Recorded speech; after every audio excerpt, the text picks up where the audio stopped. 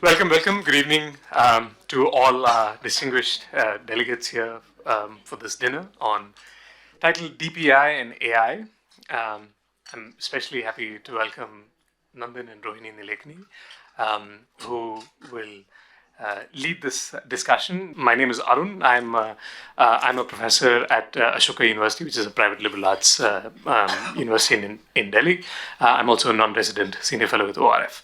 My job here today is to really be the moderator of this dialogue, but also to sort of set the scene, because I understand from the list that we have been given that many of our distinguished colleagues here come from their respective policy planning divisions of foreign ministries from your respective countries. We, of course, have significant participation in the room from from the private sector, but also from civil society. So there's a good mix, but I'm conscious that this is a crowd that leans more towards the international relations arena, as it were, as is expected with a forum like the Raisina dialogue. So my goal for the next 2-3 minutes, please allow me to speak for a few minutes to introduce Mr. Nilekani and also Nandan, and also introduce him in a way that hopefully contextualizes some of the discussions that we would like to have with you, and to also perhaps set the scene for some of the things that we would like to hear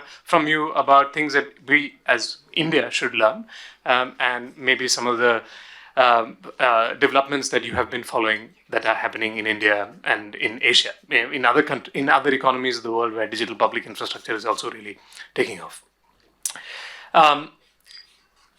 Mr. Nilekani, Nandan is one of the, to most Indians, Nandan is instantly recognized as one of the 7 co-founders of Infosys. I don't think even to this crowd, Infosys needs any special introduction. It is a consulting and offshore innovation giant that truly changed the way India thought about software and the digital world, and the world thought about India and India in the digital world. So I'm going to divide my introduction and also sort of artificially segregate Nandan's career into 3 phases. The first involving his co-founding of Infosys and the advancement of Infosys into the giant as it is today was an important geopolitical moment for us. The rise of Infosys roughly coincides with a period of the late 90s and the early 2000s, a time that was otherwise marked by extremely frigid relations between India and the United States. For those who, and I anticipate most of you have memory of this or have heard about it, 1998 was the year that the Clinton administration in the United States imposed sanctions on India following the second nuclear test by India in Pokhran. So it was very much a period characterized by minimal government-to-government engagement and an atmosphere, as I said, of frigidity following the nuclear test. Infosys was among the wave of companies that broke through the bilateral relationship and offered India for the first time, and also the United States, a template that allowed for business to lead political relations and, in fact, guide the future template for one of the more important bilateral relationships that we have. The importance of Infosys and other companies that were, I don't want to say that Infosys was the only company involved in this endeavor at that time. The role that Infosys and other companies played to troubleshoot what were acutely relevant and time-sensitive concerns. I don't need to introduce or talk about the Y2K crisis to many of you in the room, but the role that Infosys and other companies played to troubleshoot the Y2K crisis in the United States and other jurisdictions of the world essentially broke the ice between India and the United States. And this, I think Nandan would concede, was not by design, but by circumstance. But it's an important circumstance that led Indians, at least, to understand for the first time that business and societal relations, especially individual, person-to-person relations, can truly guide and transform an important and transformative geopolitical relationship. The second phase of Nandan's career, I think it does not begin in 2017, but I think 2017 was when he was appointed the chairperson of the Unique Identification. beg your pardon, 2009 was when he was appointed the chairperson of the Unique Identification Authority of India, UIDAI. UIDAI was the now statutory body that helped institutionalize Aadhaar. Aadhaar was conceived as a biometrics-driven technology to address one of the acute governance problems that India faced for the longest time, which is that of identification of beneficiaries of public benefits and utilities. Plugged in most directly with the public distribution system, PDS as we call it in India, Aadhaar transformed the landscape of governance of state-society relations by one, more effectively identifying the deserving beneficiaries of many state schemes, both at the federal level and also the state level. So it's universally adopted in India. And of course, you are more than welcome to ask Nandan about Aadhaar, either from a technological perspective or from a policy perspective. But this identification problem that Aadhaar cracked in some respects, which is sort of, as I said, institutionalized into the UIDAI setup, was also an important moment considering what was happening in international relations at the time.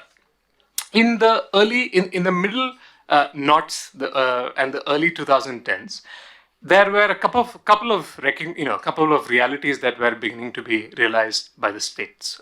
One, states are the primary unit of international relations, but the debates on the Sustainable Development Goals and the Millennium Development Goals reached a crescendo at that point, and the MDGs and the SDGs were nothing but a reflection of the reality that states were accountable to their people, but had not done enough to advance their socio-economic needs. Of course, there is, at this moment, to the best of my recollection, there's no conversation that's happening between Aadhaar and SDGs to the extent that it is, or the architects of Aadhaar and SDGs that is happening today. But I would just want to place this in context. The second development that was happening around about the same time, particularly in the 2010s, was that states were sovereign until they were not. You had a number of states that were characterized fairly or unfairly as failing or fail.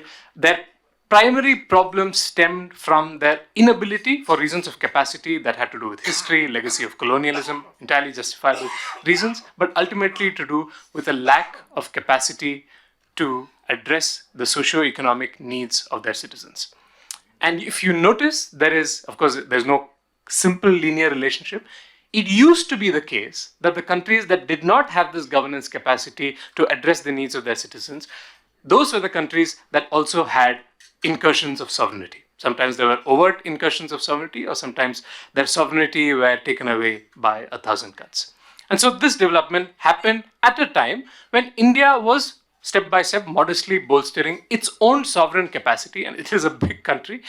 So this was a progressive measure whereby we were able to advance our state capacity, primarily in the business of identifying and targeting beneficiaries of state schemes. The third phase of Nandan's career, if I can sort of frame it that in the context of international relations, is the work that he has done along with volunteer groups to set up what is called India Stack. And India Stack is a set of what are called application programming interfaces. APIs are nothing but lines of code that allow software to talk to other software. So you use an API developed by Amazon if your enterprise is running on Amazon Web Service. You use an API if you are an app developer who wants to be hosted on Google Play or iOS Store. But Nandan and his team developed India Stack, these series of APIs, which include the most famous of them, I'm sure you've heard in your brief time in Delhi, is the Unified Programming Interface, this wildly successful and popular payment gateway interface that is used by that has millions of transactions every day. The innovation and the point of difference between how APIs were traditionally seen by big tech, if I can call it that, and how this was being developed in India by Nandan and his team at that time, was whereas APIs were seen as developments leading towards a walled garden, meaning if you were at AWS, you would always be at AWS. If you were in Google Play or iOS, you would essentially be beholden to a set of terms that were dictated by Apple or Google. APIs in India, for the purpose of at least these public utilities, and hence the name digital public infrastructure, was essentially developed to create interoperable playgrounds, if you want to call it that. Interoperability is today baked into digital ecosystem, to the Indian digital ecosystem, at least in the critical sectors. And the goal of such interoperability is to not keep foreign players out. Some of the most successful players in India's critical sectors, such as payments, have been foreign players, but to ensure everybody has a level playing field. And the idea is to break down, in some respects, the wall garden that we were seeing at that time pop up, at least incrementally, in different parts of the world.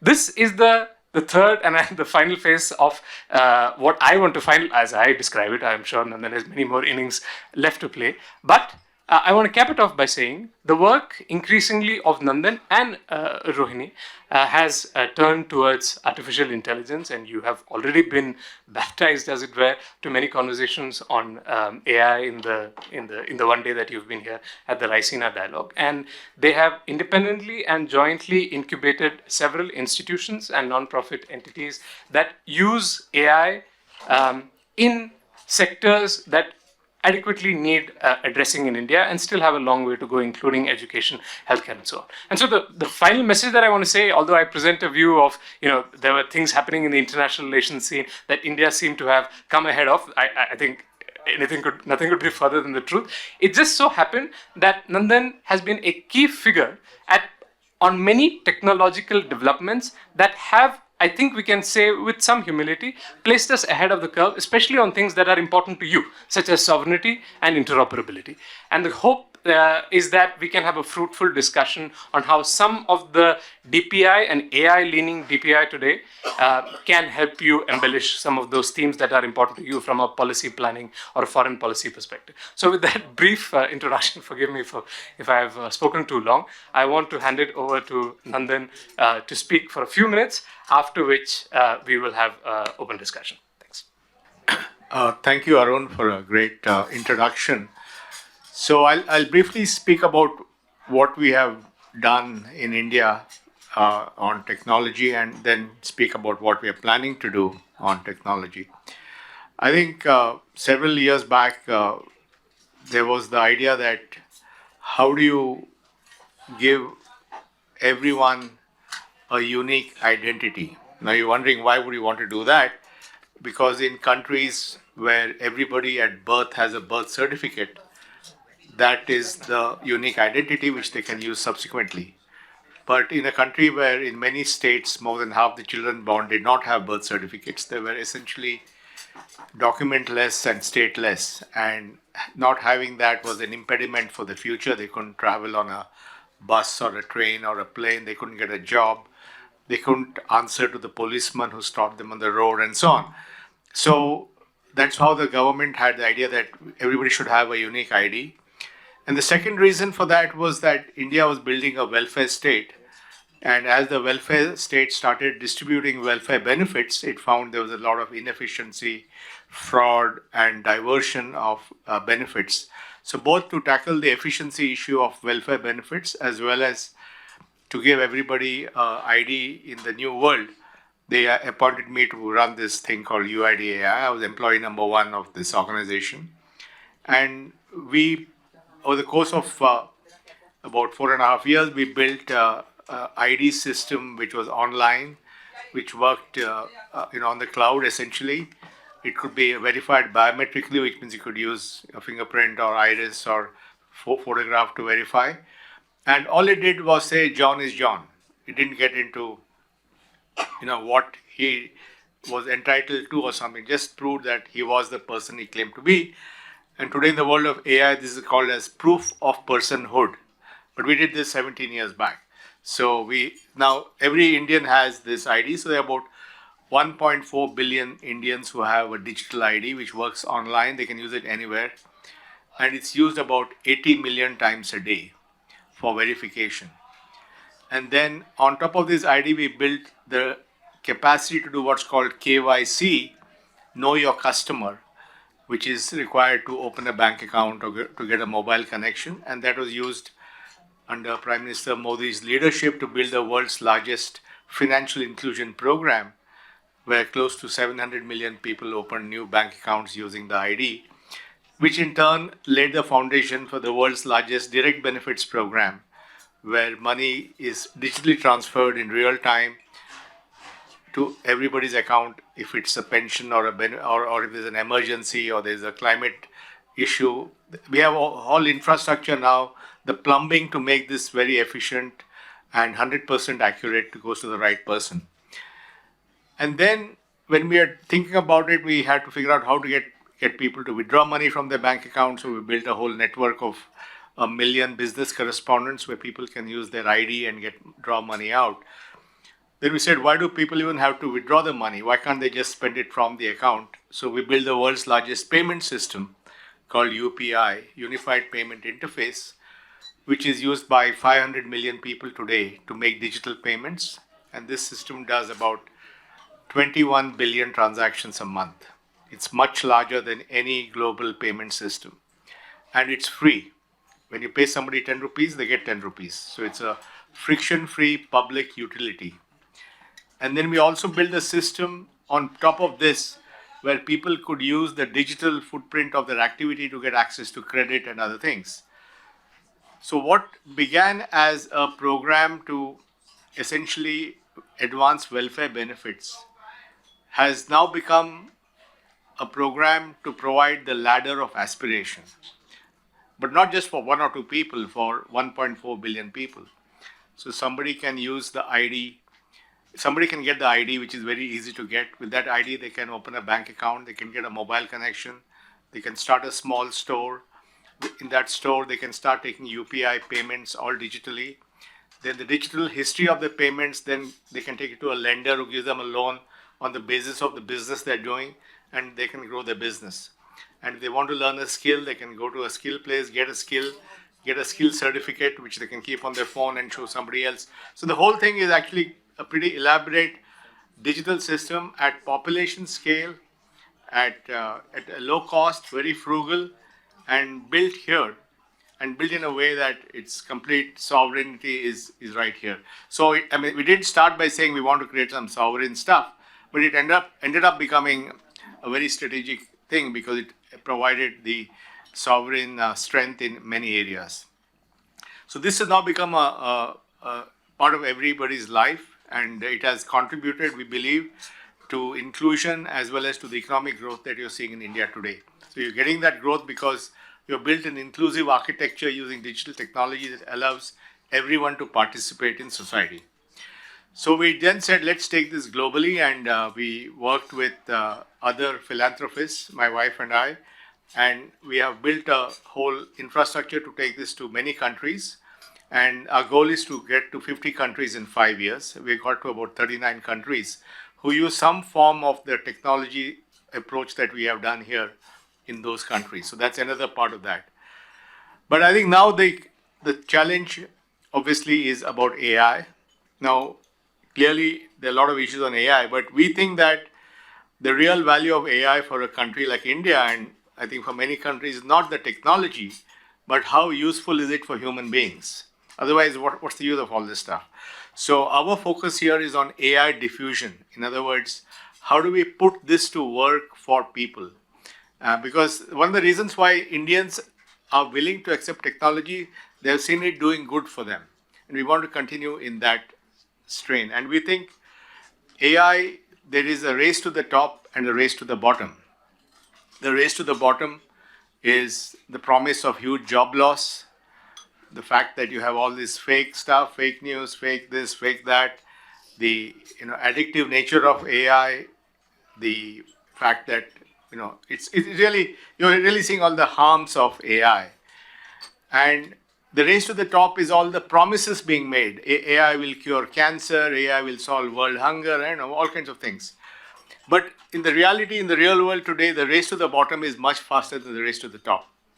And therefore, there is likely to be as big a backlash on AI as anything else, because in some sense, you can argue that the whole backlash against globalization is because middle classes in the West did not see any value from globalization, so they protested through the ballot box. Similarly, it will happen with white collar. If everybody is going to lose their job, they're jolly well going to ask the politicians to put constraints on AI. So we have to make sure AI works for people. And in India, that's our plan. Our plan is to identify major areas, agriculture, education, healthcare, etc., and actually apply AI at scale using the same principles we applied earlier in digital public infrastructure now to AI. And we are also learning how to do it quickly. For example, we did an entire thing on agriculture support for farmers in the state of Maharashtra, which took us 9 months to build. And then we took that same approach to Ethiopia, where we were able to build it in 3 months. And then we built it recently for Amul, which is India's largest milk cooperative, 2.6 million farmers, 22 million cows, 1,400 vets. We had to solve the problem of how do we get the latest veterinary knowledge to the farmers. And we built that in 3 weeks. The point I'm saying is that we think now we have the methodology and an approach to take AI to work positively for people. And we think that's going to be the long-term future of AI is how is it going to be used? So in broadly, therefore, I'll end here by saying that what has happened in India is the use of technology at the scale of an entire population to create tangible, material, positive benefits for people. And that has led to both social cohesion, inclusion, as well as economic growth. And we'll continue that with the AI journey. So I'll stop here and take questions. While you chew on that and also your food, let me start Nandan with a question, because I think I mentioned to you that many of our colleagues here today are from the policy planning division of their respective foreign ministries, and one of the concerns that came up in one of the earlier sessions today is it's we can creatively develop uses for artificial intelligence, but we're still living in a world where there are these two powers who have a great deal of control over supply chains. And so how is India thinking about deploying these use cases while navigating some of the challenges that invariably associate with, you've heard what's happening with Anthropic and OpenAI, and also at the infrastructure layer? I think I personally believe, and you may think I'm a contrarian, but AI technology will be a commodity. That what you're seeing now, I mean, there's no winner take all in AI.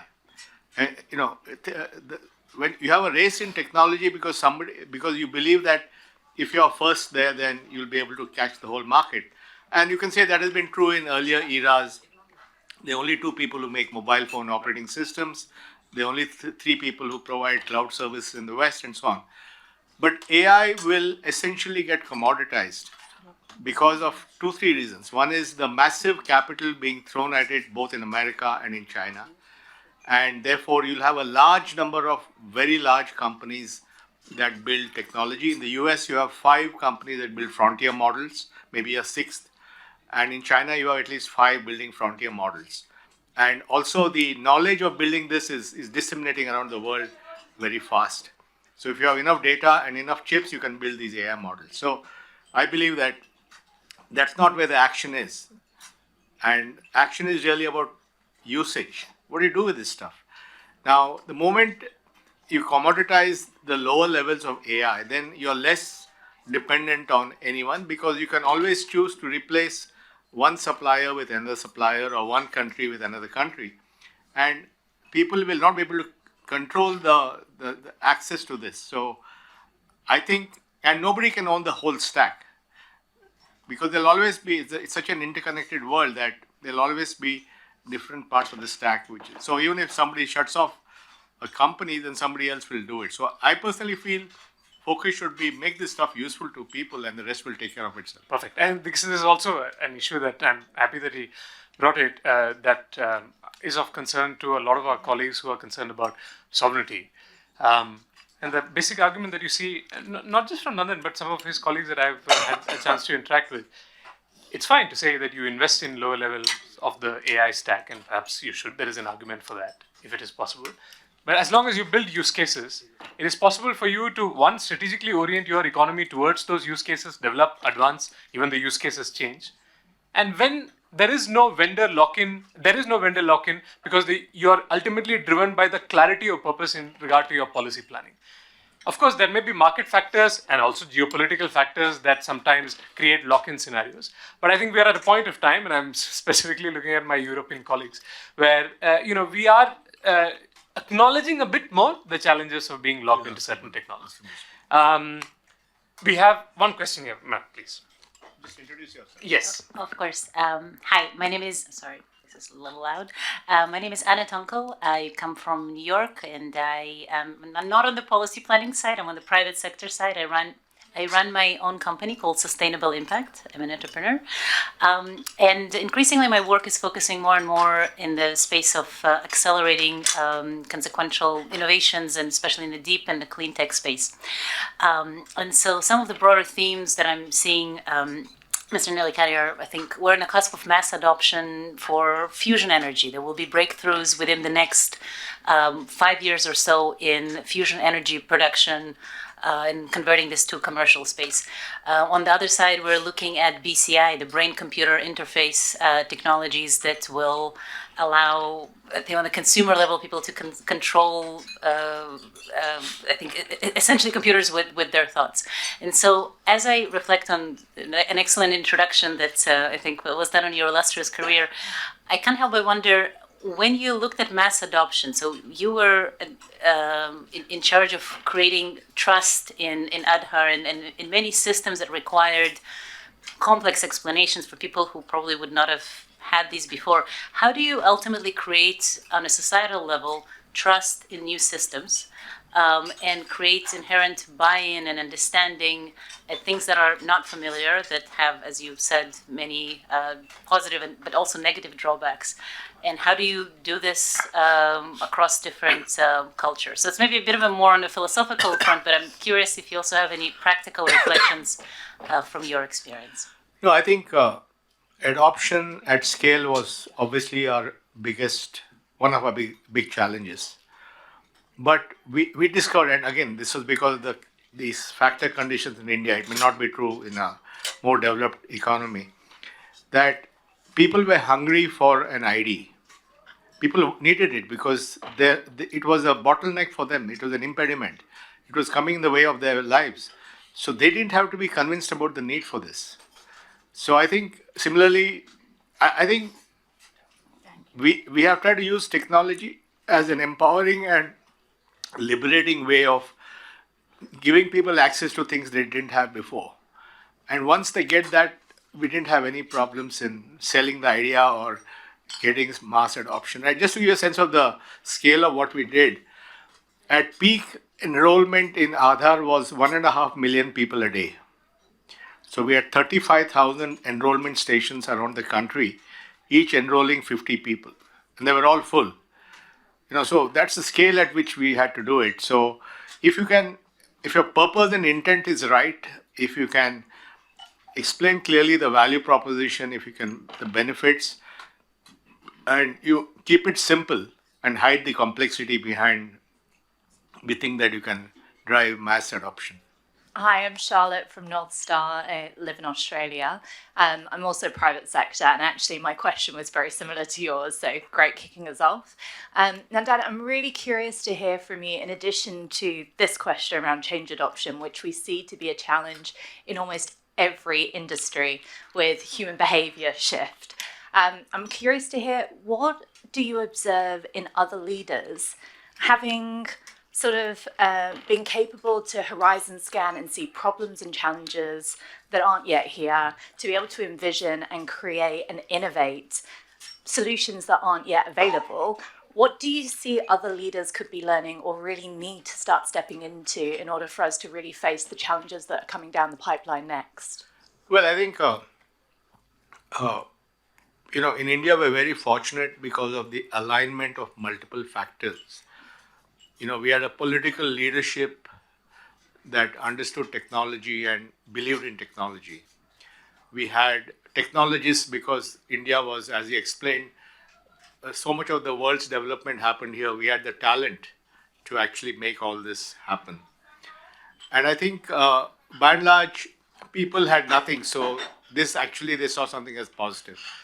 So I think in other countries, they may not necessarily be at the same stage of where it is. But I'm convinced that if you have the right intent, if you design these things in a way that it's inclusive, that it's empowering, that's liberating, and if you're able to consistently give this message, you can really get people to adopt and accept. Yeah. Thank you. My name is Dean Har. I'm based in Paris, but I'm going to speak under my previous capacity, and I was the managing director of the Better and Cash Alliance. India has become the leader of the world in terms of not only technology but inclusion. So really looking at technology for inclusion and really put India on the map as the leader of the world. And you personally have also led this. So it's not only India, but you personally, and both of you, as you know, your personality, by taking time to inspire other countries, and having worked with 30 countries in the global south, many of them said, well, if India can do it, I can do it. And so that inspired, because it allowed countries to project themselves with a development model that was not a Germany model or a Sweden model, but an India model, so a model from the global south.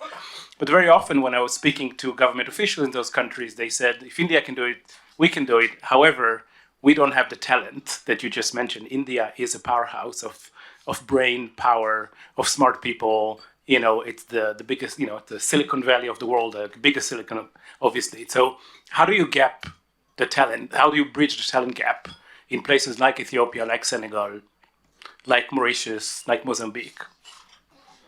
The couple of things. One is that when we did this was unknown, right? We're just doing something that had not been done before. So when you do it, then it becomes known. So that itself reduces the ability to do it in the risk. But equally, we have spent a lot of effort in packaging what has been done in a way that other countries can adopt it very fast with less friction. For example, the ID system we talked about, Aadhaar, an open source version of that was built at Bangalore at IIITB with funding from philanthropists called MOSIP. And now MOSIP is getting rolled out in 28 countries. But they didn't have to build it. It's already built and it's available as an open source software. And then we set up a consulting group to help people to implement in these countries. So we've done a lot of work in building the nuts and bolts of dispersion of technology. And so I think there's a lot of work done to reduce we understand that not everyone has our advantages. So if we can make it simpler to use, automate it, simplify it, then we'll increase the adoption. Thank you. I think I might be the first questioner from the public sector. I'm Song Han Lee, Director General for Policy Planning at the Korean Foreign Ministry. I was wondering, Which foreign ministry? the South Korean Foreign Ministry. South Korea. Yes, ma'am. What your perspective might be on the ongoing debate within Washington about the wisdom of selling H200 chips to NVIDIA's chips or ABM chips to China. The debate taking place obviously between whether or not the country should seek to make China continue to be dependent on US based chips, or whether it would be wiser to curtail altogether and curb the exports of advanced chips to China. Where do you sit on that argument, the debate between the wisdom of enhancing? I'm a humble plumber, and you ask me to answer geopolitical questions, but yeah, no, I think these are perhaps efforts to, restrict the pace of AI diffusion and to retain technological superiority or technological control. But I don't see it's not going to work. I think AI is too big and too distributive to be controlled by any country or any company. And one is, of course, because there are so many of them. If there are 2 people, it's a duopoly. If there are 10 people, it's competition. So I'm very happy when there are 10 people because no one, they're all competing. But also because, if you look at one of the arguments being made is that the Chinese companies are doing distillation, which means they're using existing frontier models from the US and extracting, in a way, by asking questions and using that to train their models. You can't stop that. So the nature of this technology is that it cannot be controlled. It is going. So I think if they are trying to prevent NVIDIA chips, it's going to delay the inevitable. And today, if you look at, like in this week, DeepSeek is going to launch version 4, which they say they have going to launch it on the Huawei chip. It's not even on NVIDIA. So if the Chinese are able to make the full stack, DeepSeek models are running on Huawei chips, they're broken loose. So I think the fundamental, this is not something that you can control. I think it's just going to spread, and the action will move to how this stuff is used. I mean, no, you don't ask who's your electricity provider. You don't know who it is. Some guy in Korea is providing electricity, right? Same thing would happen with AI. Thank you very much. Excuse me. Ruben Diaz-Plaja, head of the policy planning unit, also at NATO headquarters. Thank you very much for the invitation. And it's been really very enlightening to listen to you, sir. I had, over the years, heard about the India stack and what you've been building here, and it's really truly a privilege to hear it from you in this sense. Being, of course, from the public sector, from the public policy planning variety, I am struck by the sort of larger governance nature of this issue. And when I look at what China, for instance, is doing on smart cities and exporting its technologies through the means of technology, but also exporting governance model, I sort of see there's elements. This is not just purely technology. You're clearly also helping to export a way of dealing with between the state and the citizen, between the way that the social contract and how it's embedded into the technology. And I'm wondering, you mentioned a number of countries that have been now picking up on your work and taking it up. Is that geopolitically, is that the ideological dimension a valuable point for them, that they see what they like what they see in the Indian model and not, say, the smart cities that we see in China? Thank you. Yeah, so, right from the beginning, we have not tried to create something which is a lock-in for countries. And that's not our ambition. Our ambition is not to make them dependent on anybody else. So we are essentially distributing this technology as open source, no strings attached. You can take it, use it, do what you want with it. So I think once people see that our philosophy is not control, but our philosophy is to genuinely share the value of what we are going, I think that is helping.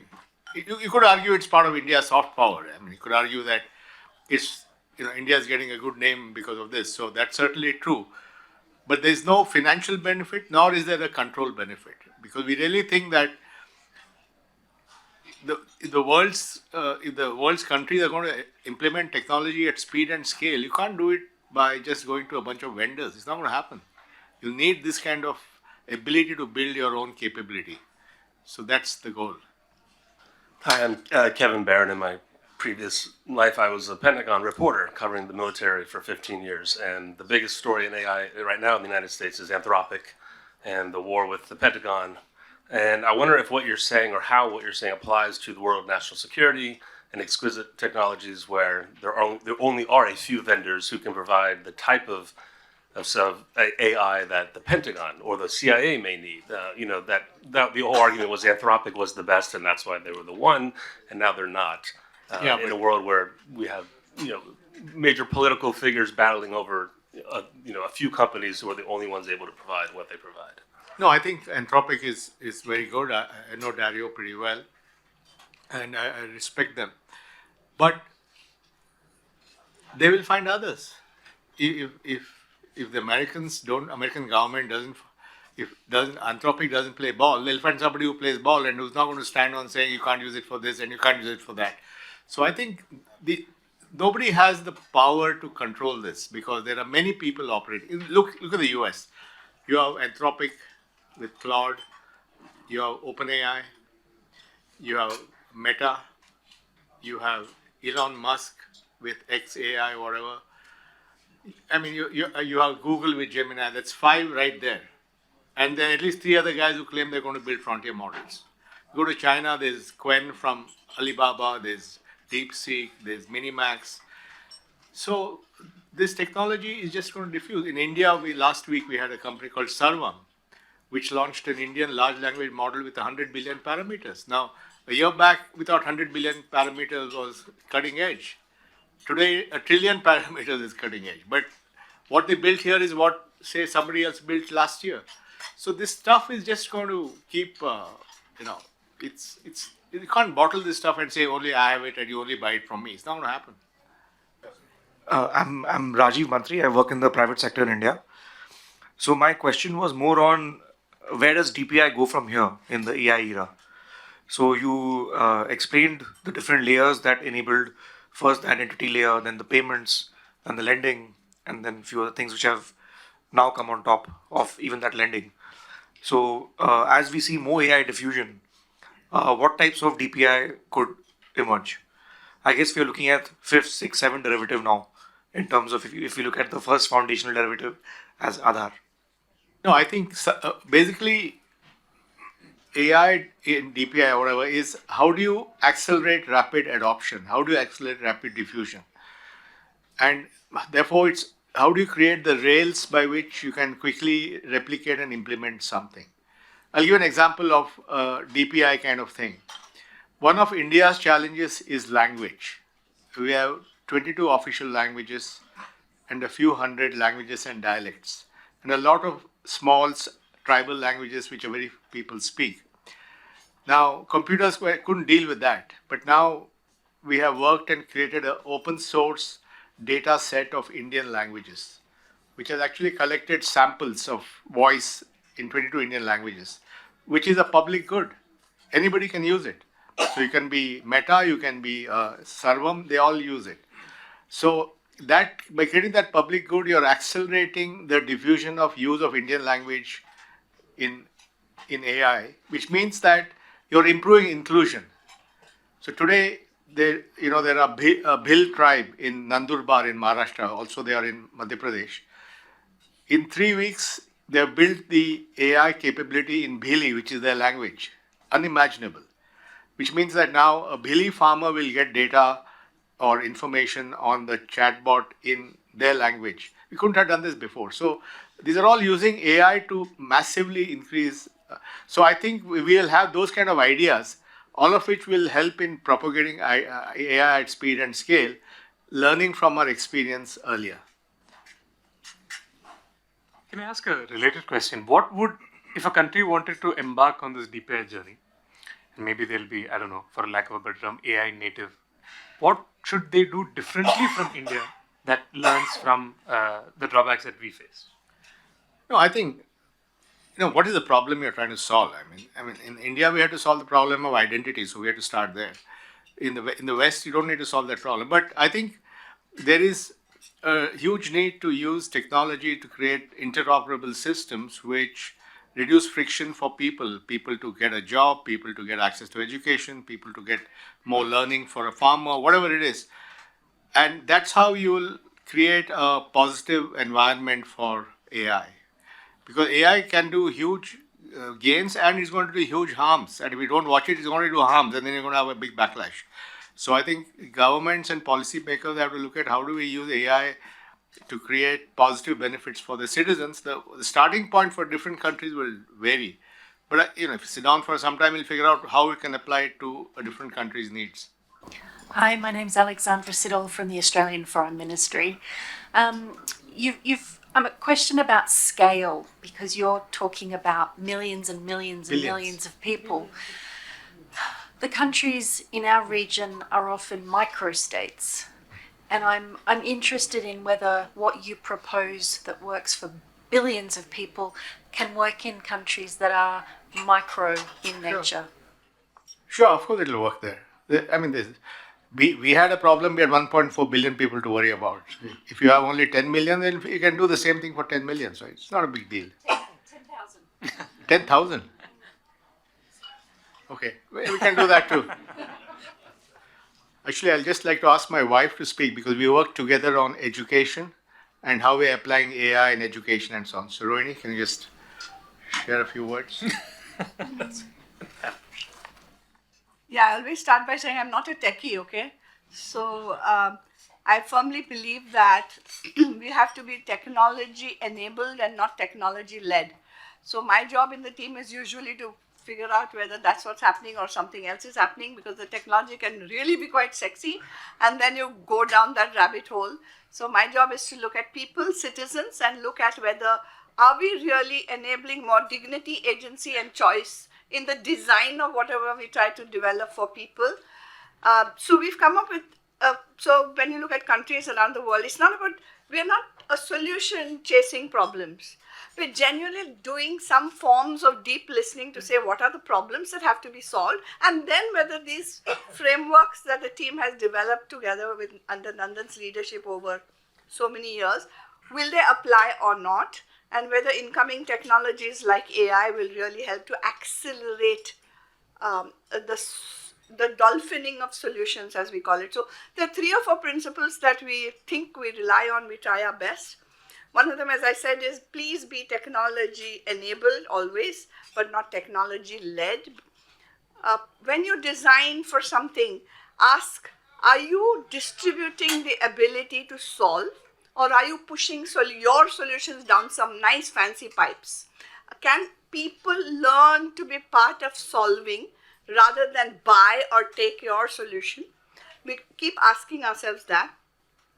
We're very careful to say we want to have a unified vision, and it's true, all of us want a better planet, we want better families, we want good things in life.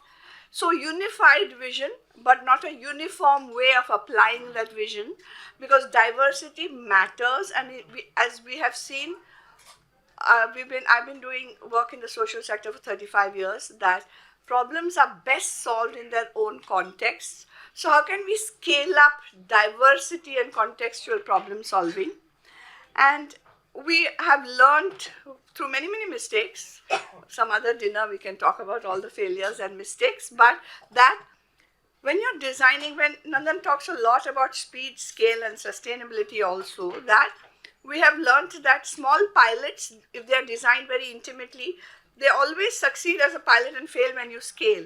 So we have learned that just scaling what works as a pilot is not what we are chasing now. We are designing for what works at scale, and we find those are 2 very different things. So these are some of the lessons that we've learned. But always in anything we do, whether it's education, where we are seeing that AI is helping many of our children, and it's true all over the world, children are falling back because the teacher in a class cannot pay attention to all 40 children, and then you can't catch up. So we're giving people AI-enabled tools to help them catch up on their own time, at their own speed, with a personalized tutor who doesn't scold them, but allows them to see progress. That's working. It's being deployed in the state of Tamil Nadu and a couple of other states. We're doing work in agriculture, which is very exciting, where farmers will get in their hands, in their language, answers to questions they ask, because all over the world agriculture is changing so fast that farmers who really knew what to do with the soil and the crop don't know anymore because of climate change and other things. So that's how we are looking at diffusing this technology that Nandan talks about. So if we keep our people in our countries first, then we know what are the right problems to solve. Sorry, I sound like a non-techie social sector type, which is what I am. No. Now that you've been ambushed to sort of answer a question, I also want to say, being modest, one of the books that she's written is called Samaj, Sarkar, Bazaar, which translates to society, state, and market. And if I'm not mistaken, forgive me if I get the thesis wrong, the idea is you have to put civil society first in order to get the state-society relation correct, which is to the point that our colleague from NATO spoke about. Yes, ma'am. I have a question. Have you stumbled upon the lack of political will in the countries where you suggested your solutions? For example, with AI, there might be a risk of showing the corruption that is going on, for example, in agriculture and so on. No, I think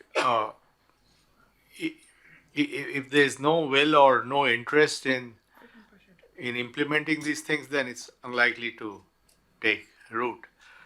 But I find nowadays that more and more people are who want the right thing to happen, development and better incomes for the people are realizing that, well, technology is not some magic wand. There are many things about it. If done, again, it's doing it properly and wisely, that actually it can make a difference. And then even a lot of laggard countries are willing to do that. Yeah, hi, Nico Zeifang from Munich, Germany, Penguin Capital. The past couple of weeks, there have been so many doomsday stories about how AI is going to kill the workforce across the entire industry. And you employ some 300,000 people at Infosys. What's your take on that? No, I think certainly a lot of things that people do, whether at Infosys or any other company, and I'm not just about IT, it could be law firms, consulting firms, investment banks. A lot of the stuff they do will be automated away. So clearly, that'll reduce perhaps the need for more people or more entry level people. But it's really, AI is one more level of abstraction that we have seen in technology the last 40 years. A very huge abstraction.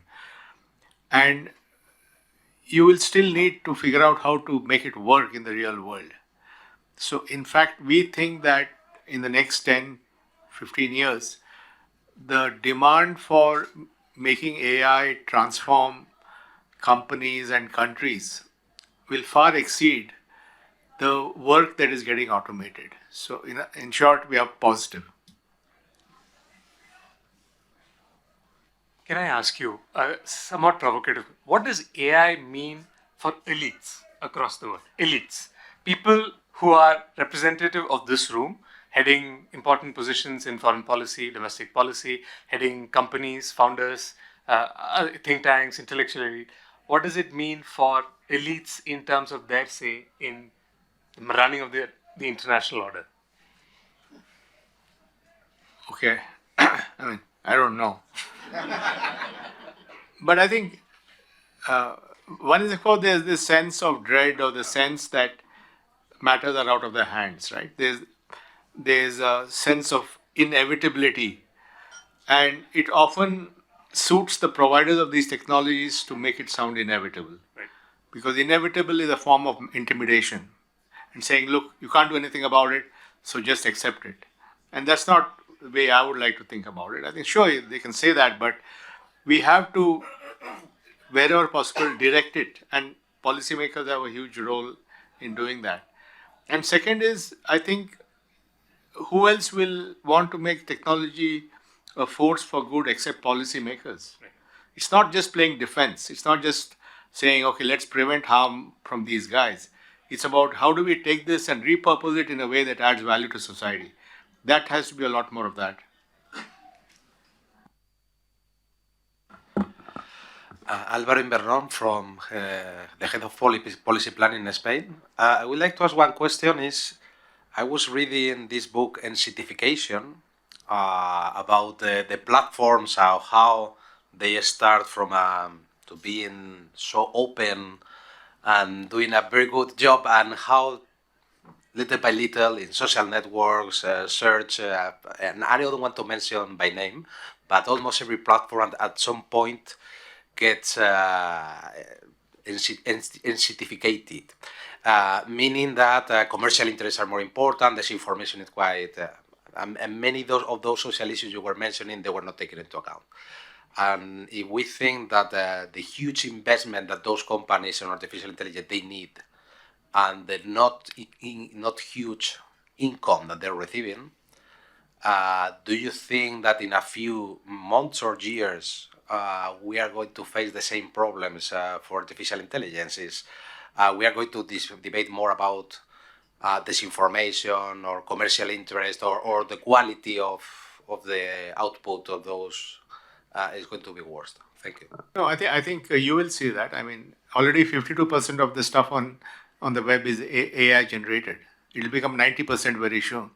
So you're going to see this happening at much faster pace, and it's going to, it lead to other issues, lack of trust, because you don't know whether it's real or not real, and so on. So I think that's why I'm saying that from a policy perspective, one is, of course, we want to prevent that But we also have to have a positive, proactive policies. How do we use all this technology and reuse it in a way that adds value to society? On the point of framing in policy debates, I mean, may I ask you to perhaps weigh in on one aspect of that framing, which on the question of inevitability that we've seen, and that's the notion of AGI, artificial general intelligence. And I understand that in the amongst experts, there's still a range of opinions on this and how likely it is. But in my sector, policymakers and policy experts are already thinking about sort of a breakthrough moment, a Sputnik moment, of what a arrival of AGI capability could look like and what it would mean for geopolitics. Is that a credible framing?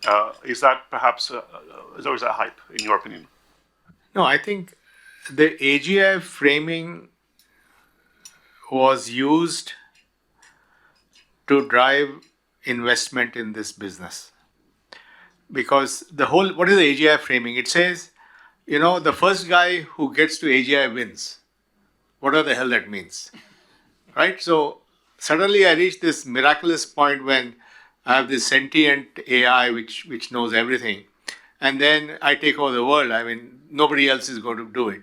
So in some sense, the AGI argument is a proxy for there is going to be a winner take all. It's really for that. And you need to have a winner take all story to get capital. Because then I will put money in that one guy who I think will be winner take all. But I think it's not going to be like that. What are we seeing actually? We are seeing that these 4-5 guys are all playing hopscotch. Each one is, every few months, they're jumping ahead of the others. And then the other guy comes and so on. So it's going to be a constant race of leadership. The leadership will shift from company to company. And, then maybe all 5 of them will get AGI whenever it happens. And then no one owns it. So I think AGI framing was to create this sense of there will be a winner. It's going to be me. I will get to AGI first. Give me $100 billion. Maybe have time for 1 or 2 questions at the most. So most recently at the AI summit that India hosted, there were some claims or I guess extrapolations that GDP growth will have to be rethought. And I mean, almost like the current GDP metrics to measure growth are irrelevant with the advent of AI. So could you extrapolate in terms of how you see the world in 10 years and how we're going to be measuring economy? I know you were holding the crystal ball and everything. See, I'm not in that game. In a sense, okay.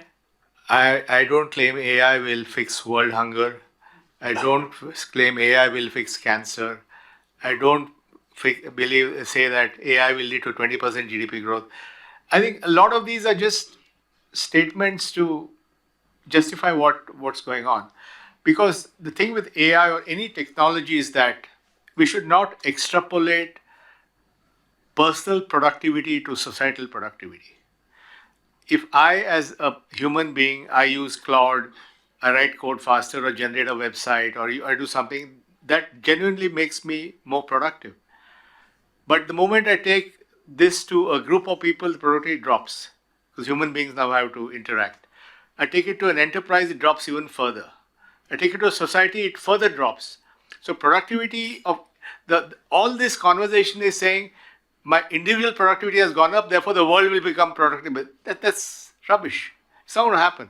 So it'll take time for all this to penetrate. And I'm sure there'll be economic benefits. But we're jumping the gun on all these things. All right, maybe a time for last question. I'm really hoping somebody can push back on Nandan's optimism. Okay, I'm going to jump in then. All right. It's not a pushback. It's actually, I just wanted to say to you both, thank you so much. It's been such generous offering this evening. I had a question for both of you. I find it fascinating talking to leaders across their journey, how much one evolves their philosophy, right? If you could go back and look at yourself as leaders 10 years ago and really refine perhaps 1 to 2 key learnings that are now part of your leadership practice that you try to teach those that are your successors, what is it that's been most important for you that's refined in your leadership approach? I think having had some very big failures, I think I find that failure is very humbling, and you make you realize that you really don't walk on water. So I think that helps me to remain sort of more not humble is a strong word, but allows me to be more dispassionate about what I do, because I know that I've failed so often that just a couple of successes shouldn't go to my head. Thank you. I think because I work in the social sector, I think two things. One is in my philanthropy and together with ours as well, try to see, as the Americans say, where is the, is it the Americans who say where the puck is going to be? Yeah. Canadians. The Canadians really, that's what I thought, I apologize. But, yeah, it was, yes. But, so what's coming, you know, and I think you do, I try to do that by deep listening to our partners. What's happening in society that is going to come, and therefore, through philanthropy or technology, how can we start to build the field so that more and more people can take cognizance of it? For example, I've started work on longevity and mental health, etc. I think the second thing is, the one thing that has stood by me all through is, if you start with trust, you end up with more trust. And if you start with distrust, you tend to end up with even more distrust. So I think as a leader, if you are saying that we are, then learn to trust other people, and don't be modest at all in your ambitions, any of you, but be very humble yourself, because it's very hard to make change, whether you're in government or anywhere else. So carry a pocket mirror, and even men can carry mirrors even though they don't have purses, because mirrors come in all sizes. Ineffable optimist, what else can I say? But it has been a long day, but that has not prevented you from asking some tough questions to the both of them. And first of all, thanks to you for joining us for this dinner, sharing your insights and your valued inputs and queries. And thanks very much to Nandan and Rohini Nilekani for sharing your insights from your experience. And also crystal gazing occasionally, although you said that you don't do it, you did crystal gaze. And thank you, I should say, for the dose of optimism that both of you have given, because I think sometimes the mood of geopolitics can sometimes overtake us. With that, I wish you a very good evening. Thank you.